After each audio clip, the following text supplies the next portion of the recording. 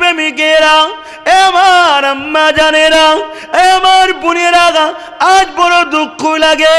24 ঘন্টা যে আল্লাহ তোমাকে আমাকে বাঁচিয়ে রাখছে, খাইয়ে রাখছে, সুস্থ রাখছে, সেই আল্লাহর জন্য দৈনিক 5 বার কেন রুকু সিজদা দিও না? যখন তুমি আল্লাহকে সিজদা দাও, আমার আল্লাহ পাক ফেরেশতাকে বলে, ওরে আমার ফেরেশতারে দেখ, আমার বান্দা কোনো যদি ভুল করে, হাত জড়ো করে পায়ে ধরে কারো কাছে দিয়ে ভুল করে বলে, কিন্তু আমি আল্লাহ আমি ছাড়া কারো কাছে মাথা নত করে না। দেখ রে দেখ, আমাকে যে মাথা নত করতে লেগেছে। এই যুবক শুনে রেখে দাও, জেনে রেখে দাও, আল্লাহ পাক সিজদাকারীকে বড় পছন্দ করে।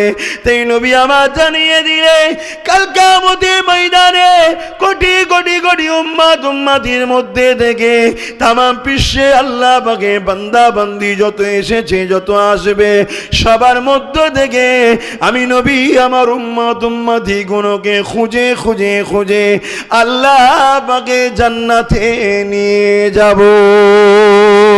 আম্মা জান হযরত আয়েশা সিদ্দিকা রাদিয়াল্লাহু তাআলা আনহা জিজ্ঞাসা করতে লাগলে, ইয়া রাসূলুল্লাহ, ইয়া হাবিবাল্লাহ, আপনি আপনার উম্মত উম্মতি গুলোকে কি করে চিনবেন মানুষের মধ্যে? আল্লাহ নবী বলেছে, আয়েশা রে, আমার উম্মত উম্মতিরা আল্লাহকে সিজদা দেওয়ার জন্য ওই যে প্রস্তুতটা তৈরি হয়, উযু করে, এই উযুর জন্য মুখমণ্ডল হাতের কেন পর্যন্ত উযুর অংশগুলো আল্লাহ পাক নূর নূর আলো জ্যোতি বানিয়ে দেবে।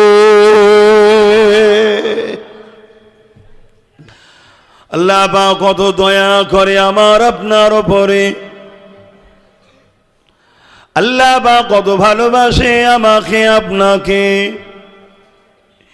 এ যুবক শুনে রেখে দাও, আল্লাহ তুমি আমি যখন সিজদাটা করি, আমার রাসূলুল্লাহ জানিয়ে দিলেন, তোমার আমার কপালটা দুনিয়ার মানুষ দেখে বা তুমি আমি দেখি, মার্বেলে পড়লে মার্বেলের ওপরে পড়ে গেছে, মখমলের ওপরে নামাজ পড়লে মখমলে পড়েছে, চাটাইয়ের ওপরে নামাজ পড়লে চাটায়ে পড়েছে। হাকিকাতে নবী জানালেন, কোন দাস দাসী যখন আল্লাহকে সিজদা দেয়, লোক দেখাবার জন্যে নয়, আল্লাহকে খুশি করার জন্যে সিজদা দেয়, আমার আল্লাহ তার সিজদাটা কুদরতি আল্লাহর কদমে পড়ে যায়।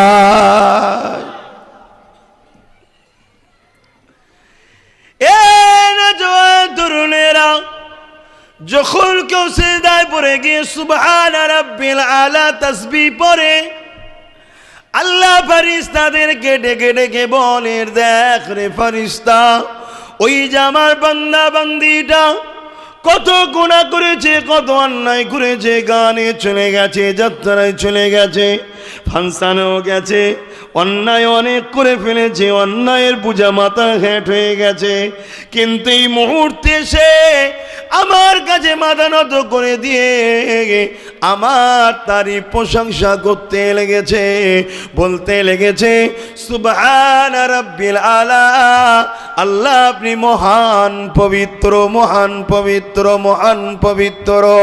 আমার আল্লাহ বলে, ফেরেশতা রে, তোরা সাক্ষী থেকে যা, আমি আল্লাহ ওর গুনাহ গুনাহ মাফ করে ওকে পবিত্র বানিয়ে দিলাম।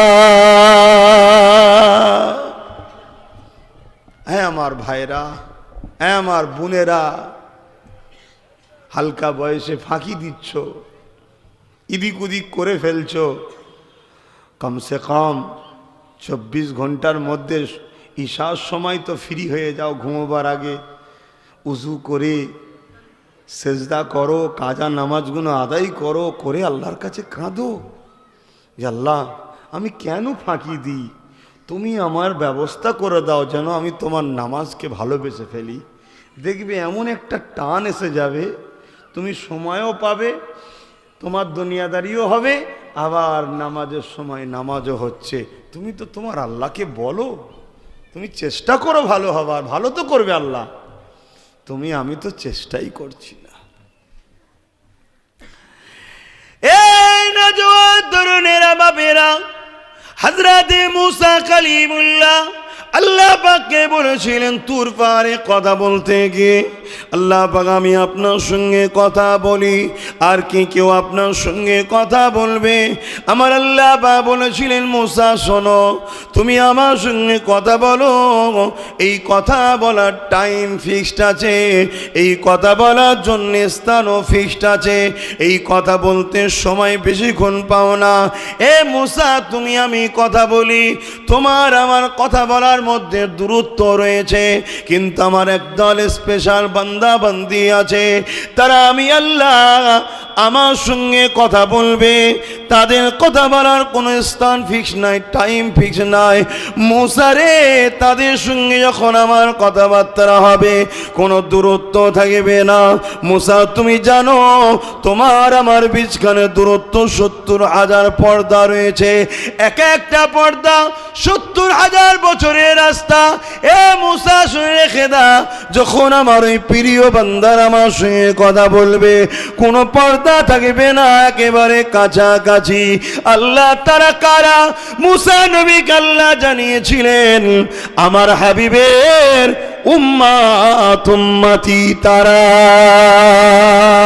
যারা যখন উযু করে নামাজে দাঁড়িয়ে যাবে সূরা ফাতিহা পড়বে, সূরা পড়বে, যতক্ষণ নামাজে দাঁড়িয়ে কোরআন তিলাওয়াত করতে থাকবে, আমি আল্লাহ আমার সঙ্গে কথা হতে থাকবে, আর আমি আল্লাহ সব পর্দাকে সরিয়ে দিয়ে একেবারে তাদের কুদরতি ভাবে কাছে পৌঁছে যায়।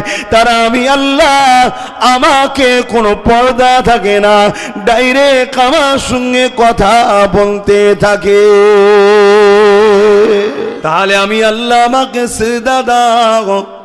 তাই নবী যখন মিরাজে গিয়েছিলেন, আল্লাহ আমি আপনাকে দেখলাম, আমার উম্মত গুলো কেন মাহরুম হয়ে যাবে? আমি যখনই ফিরে যাব আমার উম্মত গুলো তো আশা করবে, হুজুর আমাদের দেখার কোনো সিস্টেম কেন হলো না? আমার আল্লাহ নবী জানিয়ে দিলেন, আমার আল্লাহ নবীকে জানিয়েছে আসসালাতু মিরাজুল মুমিনিন। হাবিব আপনার উম্মত উম্মতিদের জানিয়ে দেবেন, মুমিন মুমিনাকে জানিয়ে দেবেন, মুসলমান আলাদা জিনিস, মুমিন মুমিনা আলাদা জিনিস। আপনার মুমিন মুমিনাকে জানিয়ে দেবেন, ওরা যখন নামাজে দাঁড়িয়ে যাবে আল্লাহর সঙ্গে মেরাজ দেখা শুরু হয়ে গেল।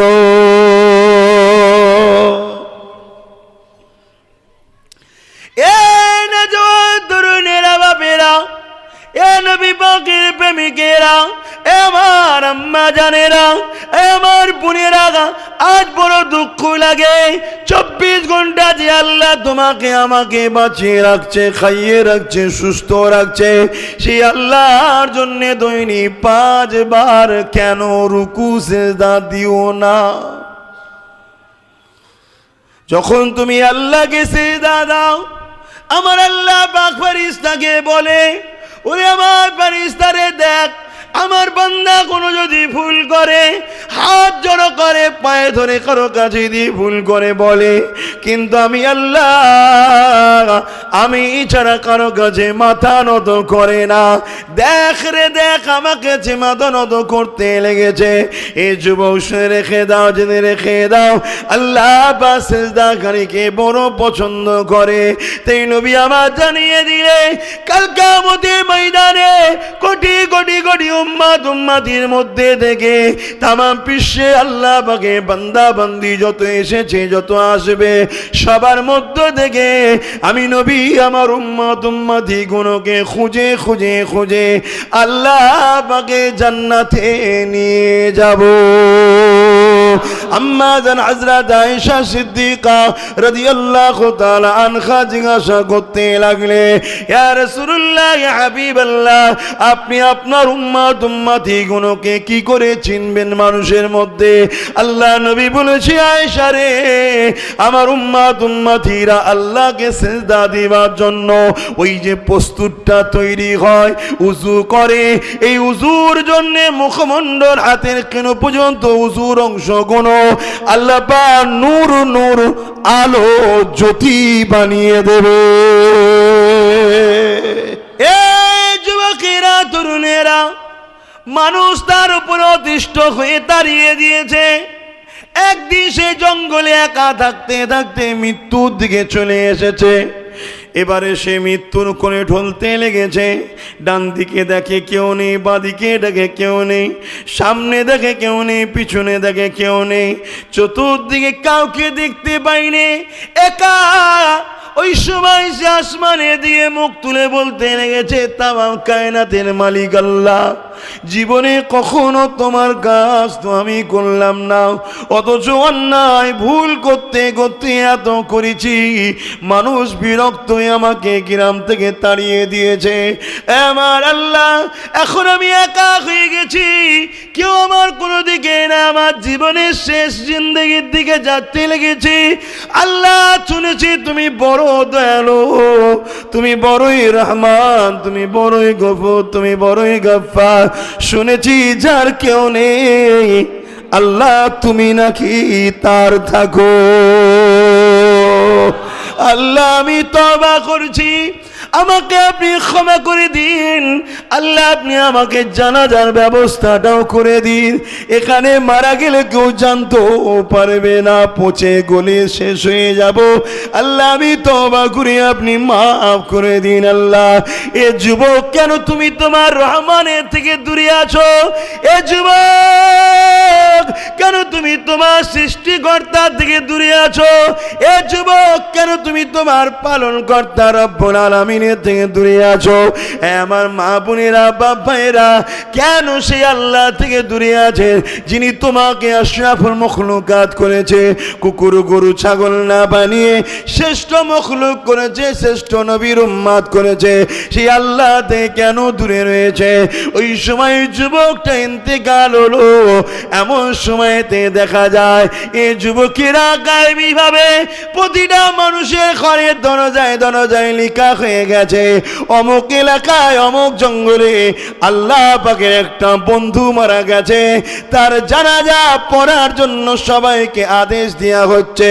সবাই গিয়ে দেখলো, এ তো সেই বদমাইশটা, এ তো সেই বদমাইশটা। গায়েবী আওয়াজ আসতে লেগেছে, শোনো, আমার বান্দা আমার সৃষ্টি ভুল করতেছে, সে আমাকে ডেকেছে, স্মরণ করেছে, সবাই তাকে ভুলে যেতে পারে, আমি তাকে ভুলিনি। সে আমার কাছে ক্ষমা চেয়েছে, আমি আল্লাহ তাকে ক্ষমা করে দিয়েছি। তওবাকারী আমার বন্ধু হয়ে যায়। আল্লাহ আল্লাহ। এই যুবকেরা, হযরত আব্বা জান ইব্রাহিম খলিলুল্লাহ যখন বলেছিল, আল্লাহ আমি আপনাকে ভালোবাসি, আমি আল্লাহ আপনাকে প্যার করি, আল্লাহ, আমার আল্লাহ বললেন ইব্রাহিমের পরীক্ষা আজমাতে হবে। আল্লাহ পাক পরীক্ষা নিতে লাগলেন। কত পরীক্ষা নিয়েছে আপনারা সবাই তো জানেন। একটা ছোট্ট কথা বলি শোনেন। নমরুদ ইব্রাহিম নবীর জন্য আগুন তৈরি করেছিল। কেন করেছিল?